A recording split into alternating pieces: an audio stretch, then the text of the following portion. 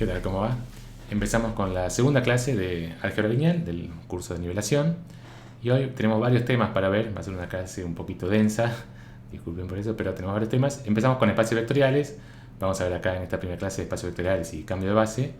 Después vamos a ver un poco de transformaciones lineales y después finalmente vamos a terminar con producto interno, distancias entre puntos, normas, ángulos, algunas cosas más avanzadas. ¿Está bien? Entonces, espacio vectorial, vamos a tratar siempre de simplificar lo más posible, no meternos mucho con la teoría. Entonces, espacio vectorial, en vez de ver todas las definiciones y cuáles son los distintos espacios vectoriales, vamos a concentrarnos simplemente en los espacios vectoriales R a la n o subespacios de estos espacios. O sea, vamos a trabajar siempre con R a la n o un subespacio de R a la n. Por ejemplo, R al cubo es el espacio donde vivimos y un subespacio sería un plano o una recta dentro de R al cubo, ¿sí? Esos son todos los espacios con los que vamos a trabajar. Acá están todas las definiciones, si las quieren ver con cuidado las pueden ver, pero básicamente es un espacio vectorial, es un conjunto que tiene suma de vectores, puedo sumar dos vectores y me da un vector, o los puedo multiplicar por un número real, un vector lo multiplico por un número real y me da un nuevo vector. Esas son las únicas dos operaciones de espacio vectorial, ¿sí? Y tienen que cumplir un montón de propiedades que acá están enunciadas, pero no se preocupen, no lo vamos a usar mucho. Por ejemplo, la suma es asociativa, es conmutativa, existe un cero, que si a un vector le sumo un cero me da ese mismo vector. Existe un inverso, que si a un vector le sumo menos ese vector me da 0. Es compatible con respecto al producto, es decir, puedo agrupar de distintas formas cuando multiplico por números reales. Existe un neutro del producto, si multiplico un vector por 1 me da ese mismo vector. Puedo distribuir el producto por escalares con respecto a una suma de vectores y puedo distribuir la suma de escalares con respecto a un producto de vectores. ¿Sí? Entonces estas son las propiedades distributivas. Bueno, todas estas son las propiedades que definen un espacio vectorial, pero como les digo, no nos preocupamos, básicamente no porque vamos a ignorar todos los demás espacios vectoriales, sino porque esencialmente son todos los espacios vectoriales. Todos los espacios vectoriales de dimensión finita son isomorfos a R a la n. Quiere decir que los puedo pensar como algún R a la n, ¿sí?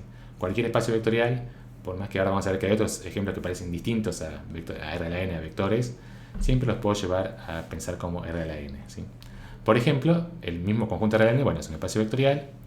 El conjunto de matrices R a la m por n, en principio son rectángulos de números, no son vectores, tira de números, pero lo puedo llevar a tira de números. Simplemente pongo una fila después de la otra y lo llevo a vectores. Entonces, matrices de tamaño fijo, o sea, por ejemplo, todas las matrices de 2 por 5 son un espacio vectorial, porque puedo sumar las matrices entre sí, las puedo multiplicar por números reales, son un espacio vectorial.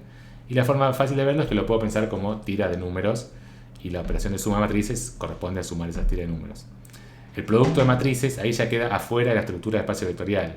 Los espacios vectoriales no tienen producto de elementos del espacio vectorial. Entonces el producto de matrices es como queda afuera de esa estructura, pero para algunas cosas las vamos a necesitar, para otras cosas no. ¿Sí? Lo mismo el conjunto de polinomios también es un espacio vectorial, porque cumple todos esos axiomas que están ahí. Sería una forma de verificar que es un espacio vectorial. Y otra forma de verificarlo es cómo lo pienso como R a la n. Agarro los polinomios de grado menor o igual que d. ¿De qué forma puedo asociarle un vector? ¿De qué forma puedo transformar un polinomio en un vector? Bueno, tomo el vector de coeficientes. Esa es la clave para pensar los polinomios como vectores. Tomo el vector de coeficientes, ¿sí? Entonces, por ejemplo, polinomio de grado menor o igual que 2 son los polinomios. Perdón. Son los polinomios de la forma ax cuadrado más bx más c. Si me quedo con los tres coeficientes a, b, c, el conjunto de polinomios es un espacio vectorial. El conjunto de polinomios de grado menor o igual que 2 es un espacio vectorial de dimensión 3. Cualquier polinomio de grado 2 lo puedo representar por un vector ABC. Ahora sí vamos a hacer un poquito más. Y esto que vimos al principio de todo, de que los modelos lineales los puedo usar para ajustar funciones polinomiales, tiene que ver justamente con esto. Las rectas ax más b es un espacio vectorial, todo el conjunto, o sea, son los polinomios de grado 1. Las rectas, las funciones lineales forman un espacio vectorial porque son polinomios de grado 1, y cualquier polinomio también, el conjunto de polinomios de grado menor o igual que d también. Entonces, si quiero encontrar un polinomio que ajuste lo mejor posible un conjunto de datos, eso equivale también a resolver un sistema de ecuaciones lineales justamente por esta propiedad, ¿sí? No lo vemos en detalle la relación exacta, pero es esta la relación. Como los polinomios son a por algo, más b por algo, más c por algo, más d por algo, entonces encontrar esos valores a, b, c, d los puedo resolver resolviendo sistemas de ecuaciones lineales, ¿sí? ¿Está bien? Y este es el conjunto de todos los polinomios, sin fijar el grado. Todos los polinomios también son un espacio vectorial, pero ahí me quedan tiras de números de cualquier longitud, eso ya es más difícil de ver por qué es un espacio vectorial. Ahí sí podemos ver que sumando dos polinomios me da un polinomio, que multiplicando un polinomio por un número real me da otro polinomio. Entonces acá podríamos ver que es un espacio vectorial simplemente aplicando las definiciones de espacio vectorial. El conjunto de sucesiones de números reales también es un espacio vectorial, pero como son sucesiones infinitas, también no es un R a la n. Esto cuando estamos diciendo R a la n, pensamos con un número finito, con un número natural n, entonces son espacios vectoriales de dimensión finita. Tengo finitas coordenadas. Esto tendría infinitas coordenadas. Estas no lo vamos a considerar, los menciono para que sepan que existen espacios vectoriales de dimensión infinita, pero en esta materia solo vamos a trabajar con R a la n o subespacios de R a la n. Entonces, ejemplos de cosas que no son espacios vectoriales, el conjunto de matrices de cualquier tamaño no es un espacio vectorial porque no puedo sumar una matriz de 2 por 3 a una matriz de 4 por 4. No está definida la suma de matrices de distinto tamaño. Entonces, no lo puedo pensar el conjunto de matrices como un espacio vectorial. Y los polinomios de grado exactamente d, recién el grado menor o igual que d, sí es un espacio vectorial. Pero el grado exactamente d no, porque a veces puede ser que se me cancele algún coeficiente y me quede el grado más chico. Sumo x cuadrado más 2x más 1, le sumo menos x cuadrado. Si me cancela el x cuadrado, me queda un polinomio de grado 1. Entonces, me fui del espacio, ¿sí? Es decir, la operación esta de espacio vectorial, la suma, tiene que darme siempre un elemento del mismo conjunto. Entonces, el conjunto de todos los polinomios de grado exactamente d puede ser que sume dos polinomios y me quede algo de grado más chico. Entonces, no es un espacio vectorial. Y lo que decía, los espacios vectoriales son R a la n o subespacios. Después vamos a ver que en verdad los subespacios también los puedo pensar como un R a la n con un n más chico, pero por ahora no nos preocupamos de eso. Pensamos los subespacios de espacios vectoriales son subconjuntos de un espacio vectorial que mantienen que la suma de los dos elementos de U me da un elemento de U y que el producto de un elemento de U por un número real me da de nuevo un elemento de U, ¿sí? Es decir, tiene que ser un subconjunto de un espacio vectorial que cuando hago estas operaciones sigo adentro de ese subconjunto, no me voy a salir de ese subconjunto. Por ejemplo, los vectores de R5 con la primera coordenada 0, si sumo dos vectores con la primera coordenada 0, me da de nuevo un vector con la primera coordenada 0.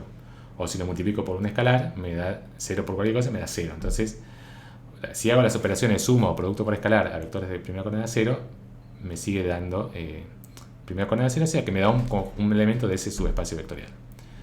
Matrices diagonales, también, si sumo dos matrices diagonales me da una matriz diagonal, si las multiplico por un escalar, me da una matriz diagonal. Matrices simétricas, lo mismo. Si sumo dos matrices simétricas, sigue siendo simétrica. Si multiplico por un escalar, sigue siendo simétrica.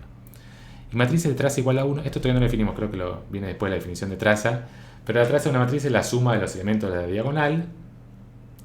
Y entonces, si la suma de los elementos de la diagonal es 1, acá cuando es 1, si lo multiplico por 2, la suma de los elementos de diagonal va a ser 2, no va a ser 1. Entonces no puedo multiplicar por 2 una matriz y que me vuelva a quedar con la misma traza, con traza igual a 1. Entonces, si la matriz de traza 1 no es un espacio vectorial. En general tiene que ver con que si las cosas son 0, sí, y si no es 0, no. Esa sería más o menos la idea. Si la traza fuera igual a 1, ahí sí sería un espacio vectorial, porque 0 por cualquier cosa sigue dando 0. O sea, si multiplico una matriz con traza 0, lo multiplico por 5, la traza va a seguir siendo 0. ¿Está bien? Entonces, esto no es un espacio vectorial básicamente porque tiene un 1 y no un 0. Como si fijo algo igual a 0, es una restricción que me sigue manteniendo la idea de que es un espacio vectorial. Si fijo algo igual a 1, ya se me rompe la idea de espacio vectorial. Acá lo vamos a ver de nuevo la misma situación. Las soluciones de un sistema de ecuaciones, por ejemplo, tengo el sistema A por X igual a B y considero las soluciones, es decir, todos los X tales que A por X es igual a B, este conjunto lo llamo X. Bueno, si B es el vector nulo, eso es un espacio vectorial. Todas las soluciones de A por X igual a 0, todas las soluciones forman un subespacio vectorial de R a la M. De R a la M, ¿cómo es esto? R a la N, ¿no? Acá. Estas son matrices de M por N. Entonces, esto sí solamente puedo multiplicar por cosas de R a la N, perdón. R a la N, sí. ¿Está bien? Entonces, los vectores de R a la N, que son soluciones del sistema, A por X igual a B, cuando B es 0, forman un espacio vectorial, porque si sumo dos soluciones, si A por X1 da 0 y A por X2 da 0, A por X1 más X2 también da 0, ¿sí? O si multiplico una solución por 5, sigue siendo solución de A por X igual a 0. Pero si es distinto a 0, ya no es solución. ¿Está bien? Eso también lo pueden verificar, es bastante simple. si A por X me da un vector, por ejemplo, el vector 3, 2, 1, cuando multiplico ese vector por 2 me va a dar la solución por 2 también, se multiplica la solución por 2. Entonces no es espacio vectorial. Entonces esto va a ser bastante importante más adelante también. El conjunto de soluciones de un sistema A por X igual a 0 tiene estructura de espacio vectorial. Pero el conjunto de soluciones de un sistema de ecuaciones lineales A por X igual a B, donde B no es 0, no es un espacio vectorial. ¿Sí? Lo pueden verificar. Y acá hacemos una aplicación bastante simple de estructura de espacio vectorial, cómo uso la estructura de espacio vectorial para construir modelos, básicamente la aplicación acá. Y lo que queremos es, por ejemplo, predecir el consumo de tarjeta de crédito en cierto banco mediante un modelo lineal. Es decir, le preguntamos distintas cosas a la persona que viene. Queremos ver si le damos tarjeta Gold o Platino o la común. Y le preguntamos distintas cosas, cuál es su sueldo, cuánto pagó de impuesto a la ganancia, cuántas personas tiene en su grupo familiar, distintas cosas. Y las vamos guardando todas. Y a partir de ahí vamos a encontrar una fórmula como vimos al principio de todo. Queremos encontrar una combinación lineal de las variables que nos permita explicar cuánto va a consumir en tarjeta, cuánto va a consumir. ¿Sí? Parece medio imposible, pero esta cosa funciona. Si uno tiene datos de muchos clientes, puede tratar de encontrar una fórmula que relacione. Por ejemplo, el sueldo, bastante directa la relación. Por ejemplo, en general, una persona gasta un tercio del sueldo en compras con tarjeta de crédito. Algo así. Entonces uno trata de buscar esa relación. Cómo, a partir de todos estos datos, predecir cuánto va a gastar con la tarjeta de crédito. Y lo que queremos de convertirlo en espacio vectorial es como queremos resolver estos coeficientes, algo por el sueldo, más algo por el impuesto, más algo por la cantidad de integrantes del grupo familiar. Todo eso tiene que ser aproximar lo mejor posible al consumo en tarjeta de crédito. Entonces queremos resolver un sistema de ecuaciones lineales. Pero para eso tengo que poder pensar a cada una de estas variables como una coordenada de un vector, ¿sí? De un vector y qué dimensión va a tener ese espacio vectorial. Tengo que encontrar un espacio vectorial de forma que todas las preguntas que le pregunto las puedo anotar en un vector y queremos ver la dimensión de ese vector y cómo anotar cada pregunta como coordenada de un vector. Entonces el sueldo es un número real, va a ser la primera coordenada de nuestro vector, no hay ningún problema. El impuesto a las ganancias es un número real, también lo guardamos como la segunda coordenada del vector. La cantidad de integrantes es un número natural, no es un número real, no puede ser un número con coma, pero no importa, para nuestro espacio vectorial lo consideramos también como un número real. Entonces la tercera coordenada la guardamos como la cantidad de integrantes del grupo familiar. Si uno está pensando en armar base de datos, cómo guardar estos datos como base de datos, en una base de datos, sí es distinto si una variable es real, que la guardamos como punto flotante, o si es entera, que la guardamos con una variable de números enteros. Para ahorrar espacio podemos hacer distintos tipos de datos. Pero para nuestro modelo queremos representar todo con números reales. Como vamos a hacer un R espacio vectorial, todas las coordenadas tienen que ser números reales. Por más que después al final todas las respuestas que nos den sean números enteros, lo guardamos igual como número real. Acá esta otra, por ejemplo, puntaje otorgado a la Casa de Papel. Alguien hizo lo estoy inventando, no es cierto, lo estoy inventando, pero alguien hizo algún modelo y le dio que la gente que le da mucho puntaje a la Casa de Papel, bueno, después hace medio lío con la tarjeta de crédito, no paga mucho, no paga en el día su tarjeta de crédito, entonces es un indicador también de cuánto va a gastar. Bueno, no sé, por algún motivo la incluyeron en el modelo de cuánto va a consumir tarjeta de crédito en función del puntaje que le da la Casa de Papel. Pero también son números 1 al 5, lo guardo como un número real. Fumador, sí o no. Acá sí o no ya no son números reales, obviamente, entonces no puedo guardar sí o no, la respuesta sí o no para nuestro modelo. No puedo hacer una fórmula A por sí más algo, más 5 por el sueldo. Entonces la forma típica de hacerlo es, bueno, el 0 va a representar el no y 1 va a representar sí. Entonces de esa forma lo codifico con números. 1 es sí y 0 es no. Esa sería la forma típica de representar una variable binaria sí-no. ¿Está bien? Entonces una vez que ya lo represento como 1 y 0, ahí sí lo puedo meter en la fórmula. A por el sueldo más B por si es fumador o no, va a ser B por 1 o B por 0. Va a ser una función lineal, una combinación lineal de las variables. Y marca del celular, esto es lo que se llama una variable categórica, porque las respuestas no son números, son no sé, palabras, en este caso marcas de celulares. Y bueno, uno rápidamente podría decir, bueno, represento el iPhone como 1, el Samsung como 2, el Huawei como 3 y otro como 4, lo guardo como esos números. Eso lo puedo hacer para guardar los datos, podría establecer alguna codificación así, pero si lo pienso como espacio vectorial, el problema de hacer esa codificación es que lo que nosotros queremos, que es lo que dice acá, que dos personas con vectores cercanos tengan un comportamiento similar. Entonces, si yo pongo números 1, 2, 3, 4, quiere decir que el que contestó Huawei, que le puso un 3, y el que contestó otro, que le puso un 4, están más cerca entre sí que una persona que contestó iPhone, que le puse número 1, y otra persona que le puse número 4 que contestó otro, ¿sí?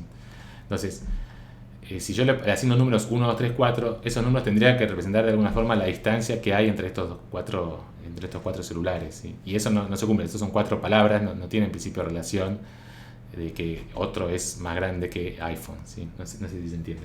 Entonces esto en general uno no lo guarda como variable numérica 1, 2, 3, 4 porque estaría como incluyendo más información, como que estaría suponiendo cosas que no tienen por qué cumplirse en el modelo, ¿sí? Entonces uno en general va a guardar esto como 4 variables distintas que se llaman variables indicativas, sí, indicadoras. Una variable para iPhone, si contestó iPhone, esa variable va a valer 1, si no va a valer 0. Si contestó Samsung, la segunda variable va a valer 1 y si no va a valer 0. Huawei 1, 0, otro 1, 0. Entonces en vez de guardar una sola variable 1, 3, 4, guardo 4 variables que pueden valer 0 o 1, ¿sí?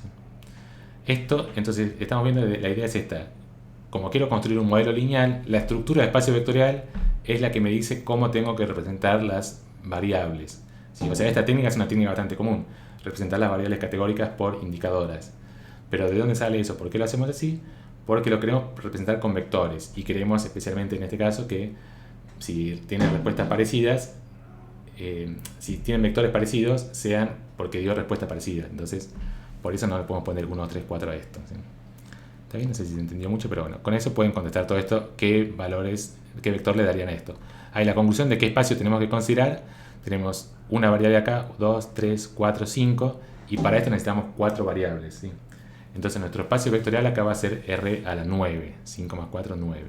Entonces todo esto, nuestro modelo lineal, si quisiéramos construirlo en base a estas preguntas, tendríamos que construir un espacio vectorial de dimensión 9 para guardar las respuestas a estas preguntas, ¿sí? ¿Está bien? Bien, eso entonces era una aplicación básica. Ahora enseguida empezamos, lo voy a cortar y enseguida empezamos con conjunto de generadores y bases, ¿sí?